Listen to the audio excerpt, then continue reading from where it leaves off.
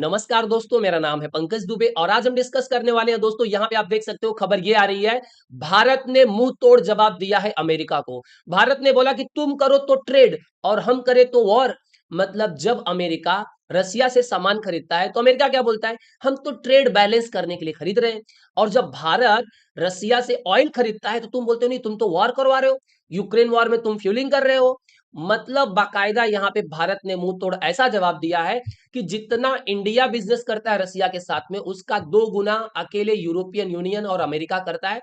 उसके लिए बाकायदा भारत के द्वारा यहाँ पे आप देख सकते हो, मिनिस्ट्री ऑफ एक्सटर्नल अफेयर्स ने एकदम बराबर यहाँ पे स्टेटमेंट दिया है। तो डिटेल में दोस्तों इसके बारे में डिस्कस करेंगे ही करेंगे। उसके साथ ही साथ दोस्तों खबर यहाँ पे ये भी है, इसको भी डिस्कस कर लेते हैं। सुप्रीम कोर्ट ने बहुत बढ़िया तरीके से क्लास लगा दी है राहुल गांधी की। सुप्रीम कोर्ट ने राहुल गांधी को बोला कि अगर तुम एक सच्चे देशभक्त होते, अगर तुम एक सच्चे भारतीय होते, तो तुम्हारे जुबान से कभी भी ये नहीं निकलता।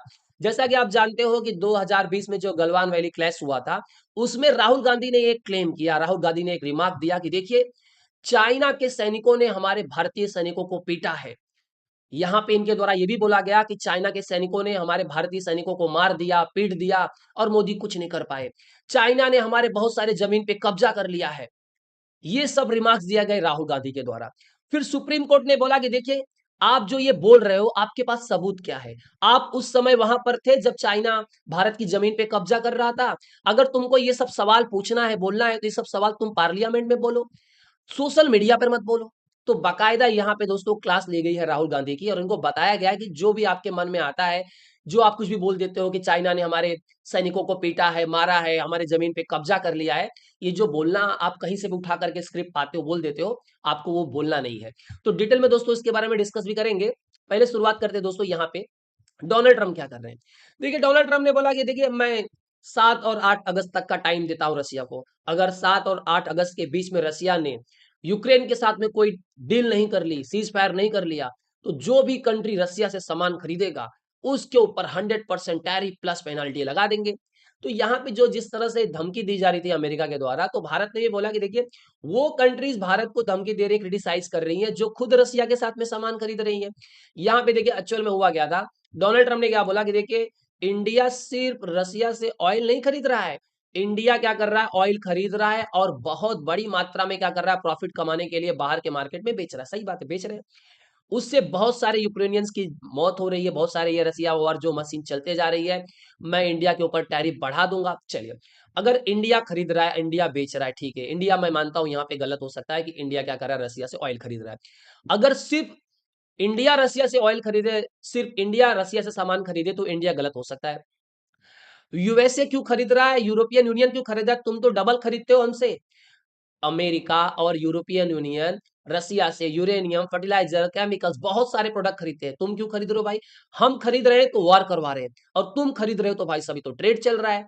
यहाँ पे बाकायदा ये जो चीजें चल रही थी दोस्तों, उसको भारत के द्वारा यहाँ पे एकदम बाकायदा मिनिस्ट्री ऑफ एक्सटर्नल अफेयर ने एकदम स्टेटमेंट दिया और बोला देखिए, इंडिया को बार बार टारगेट किया जा रहा है, यूएस टारगेट कर रहा है और यूरोपियन यूनियन भी टारगेट कर रहा है कि इंडिया क्या कर रहा है, रसिया से ऑयल क्यों खरीद रहा है।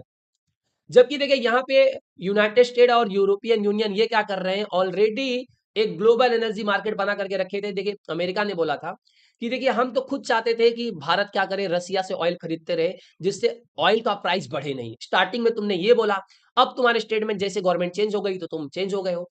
यहाँ पे आप देख सकते हो, ये रिवीलिंग ये हो रहा है कि जो देश इंडिया को क्रिटिसाइज कर रहे हैं, वो खुद रसिया के साथ में बिजनेस कर रहे हैं। तो जैसे मैं बात करूं यूरोपियन यूनियन की, तो 2024 का आंकड़ा देख पा रहे हो दोस्तों, एक बायलेटरल ट्रेड हुआ था यूरोपियन यूनियन और रसिया के बीच में, आप देख पा रहे होगे 67.5 बिलियन यूरोस का इन लोगों ने रसिया से सामान खरीदा। और ये जो ट्रेड सर्विसेज है, एस्टिमेटेड है 17.2 बिलियन यूरोस 2023 में, और ये 2024 का आंकड़ा बताया मैंने आपको। अब ये जो जो टोटल ट्रेड है रसिया के साथ में यूरोपियन यूनियन का, वो भाई साहब इंडिया से तो बहुत कम है। अब यूरोपियन यूनियन ने दोस्तों एलएनजी खरीदा था 2024 में, जो रिकॉर्ड हाई था, 16.5 मिलीलीटर टन्स खरीदा था आपने, जो सरपास कर दिया था दोस्तों 2022 में आपने खरीदा था 15.21 मिलियन टन्स, और उसकी तुलना में आपने जाओ तो 2023 में, अब 2024 में आपने और बढ़ा दिया। तो मतलब तुम खरीद रहे हो तो कोई बात नहीं, और भारत कुछ खरीद ले तो भाई साहब ये तो भारत तो युद्ध करवा दे रहा है। रसिया यूरोप के बीच में जो ट्रेड होता है दोस्तों, फर्टिलाइजर्स का, माइनिंग प्रोडक्ट्स का, केमिकल्स का, आयरन स्टील का, मशीनरी का और ट्रांसपोर्ट इक्विपमेंट्स का। और अमेरिका रसिया से खरीदता है दोस्तों यूरेनियम, हेक्साफ्लोराइड उसके न्यूक्लियर इंडस्ट्रीज के लिए, पैलेडियम उसके ईवी इंडस्ट्रीज के लिए, फर्टिलाइजर्स, केमिकल्स, बहुत सारी चीजें अमेरिका भी रसिया से खरीदता है। मतलब तुम करो बिजनेस तो कोई प्रॉब्लम नहीं, भारत कर ले तो प्रॉब्लम हो जाता है यहाँ पे। देखिए पहले भी आप जैसे जानते हो कि ये 2024 में आप देख सकते हो ये यूएस एम्बेसडर एरिक गारसिटी थे जो फॉर्मर यूएस एम्बेसडर रह चुके हैं, अभी तो सरकार चेंज हो चुकी है।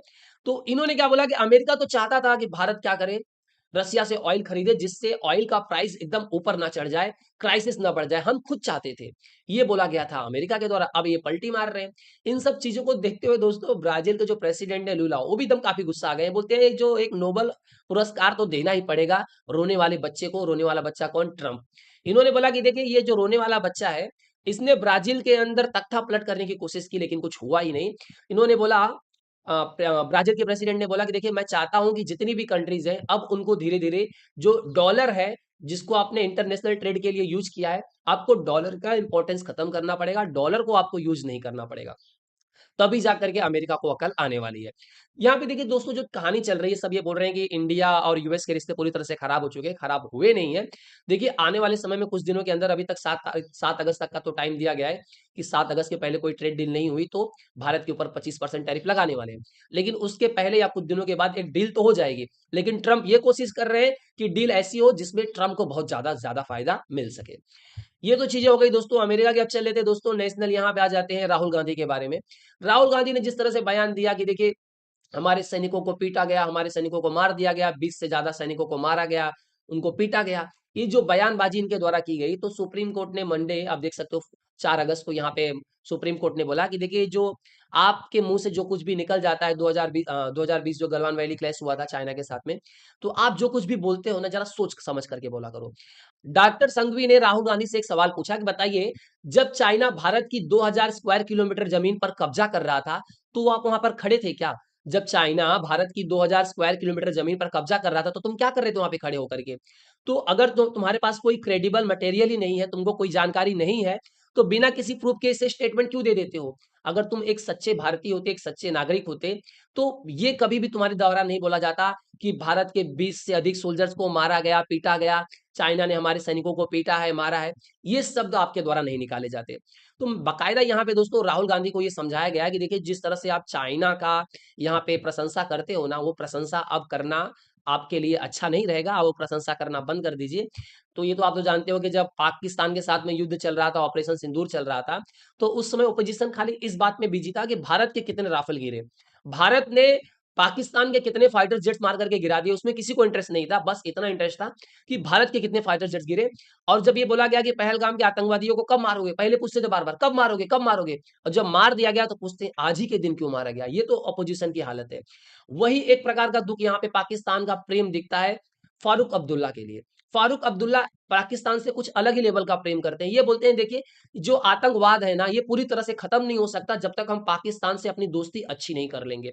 मतलब भाई साहब ये पूरा चैलेंज दे रहे हैं, बोल रहे हैं कि नहीं, जब तक आप पाकिस्तान से दोस्ती नहीं करोगे तब तक ये आतंकवाद नहीं खत्म हो सकता। मतलब ये बाकायदा ये बोल रहे हैं भाई साहब, ये एकदम भविष्यवाणी कर रहे हैं। अब इनके हिसाब से देश चलेगा। मतलब इन्होंने बोल दिया, भविष्यवाणी कर दिया है कि बस अब पाकिस्तान से दोस्ती कर लो तो आतंकवाद अपने आप खत्म हो जाएगा। भारत ने कितनी बार दोस्ती करने की कोशिश की, भारत ने तो कई बार पाकिस्तान से दोस्ती करने की कोशिश की, लेकिन क्या फायदा हुआ? भारत को क्या मिला? सिर्फ धोखा मिला। देखिए अब पाकिस्तान के साथ में कोई बातचीत नहीं होगी, अब ये जो चल रहा है वो चलेगा, आप पूरी तरह से आतंकवादियों को खत्म करेंगे। ऑपरेशन सिंदूर अभी भी एक्टिव है, इनको छोड़ेंगे, धो ढाल करके इनको साफ करेंगे, पाकिस्तान के साथ में कोई दोस्ती नहीं होगी। और ये समय आएगा कि ये जो आतंकवाद है जो पाकिस्तान के अंदर पनप रहा है उसको भी पूरी तरह से दोस्तों यहाँ पे खत्म किया जाएगा। दोस्तों अगर ये वीडियो पसंद आएगा तो वीडियो को लाइक करके हमारे चैनल को सब्सक्राइब कर लीजिएगा। And thank you so much for watching this video.